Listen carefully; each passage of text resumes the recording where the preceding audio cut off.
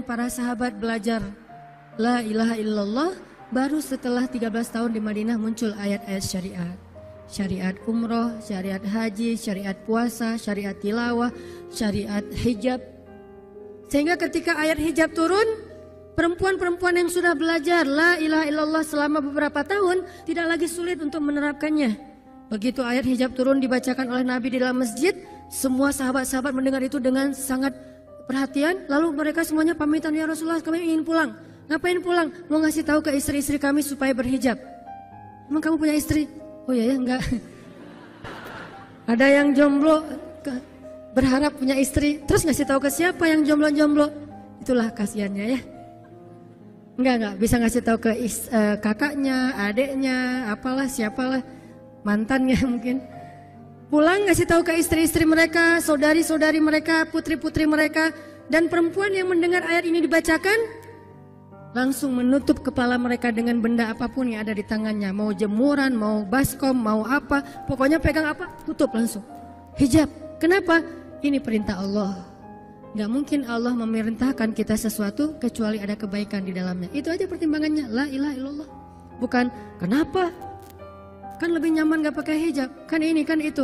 Enggak, satu aja alasannya. Alasan la ilaha illallah. Kalau ini perintah Allah, sami'na wa ata'na. Itu dampak dari la ilaha illallah. Dikasih perintah sesulit apapun, termasuk Zainab dengan Zaid bin Harisah. Pernah kan baca kisah Zainab di surat Al-Ahzab? Mungkin kapan-kapan kita bahas itu.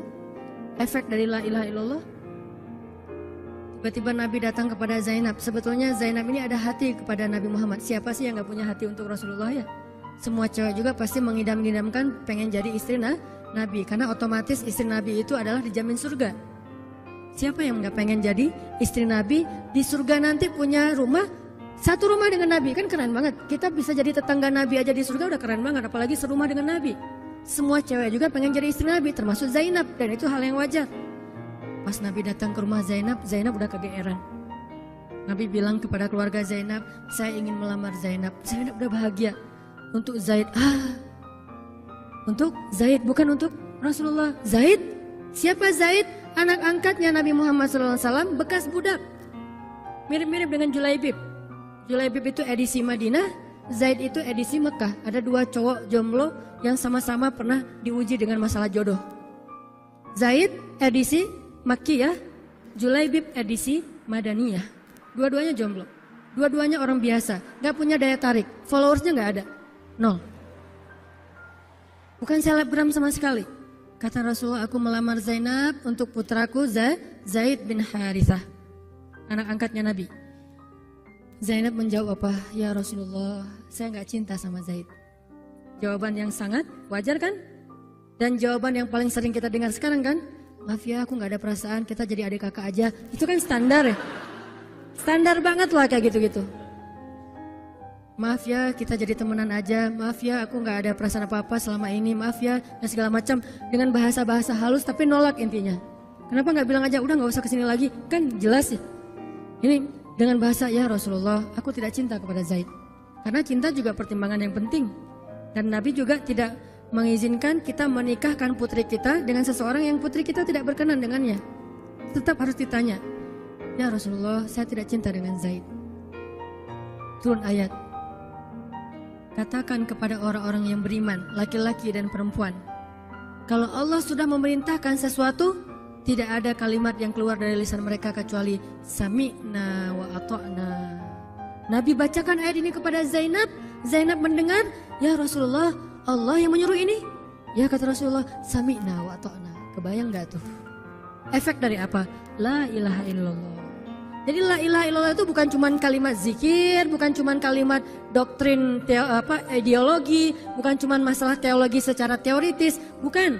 Ini dampaknya kepada akhlak, dampaknya kepada ibadah, dampaknya kepada banyak pilihan hidup dari la ilaha illallah. Orang kalau nggak baik la ilaha illallah pasti susah memilih pilihan-pilihan dalam hidupnya. Kalau tidak baik la ilaha illallah pasti susah untuk berperangai, sabar, memaafkan. Itu semuanya ada hubungannya dengan la ilaha illallah. Sama kayak Abu Bakar, ketika dia sakit hati kepada orang yang memfitnah anaknya, dia cari tahu siapa orang yang pertama menyebar hoax tentang Aisyah. Ketahuan, dilaporin, diperkarakan sama Abu Bakar.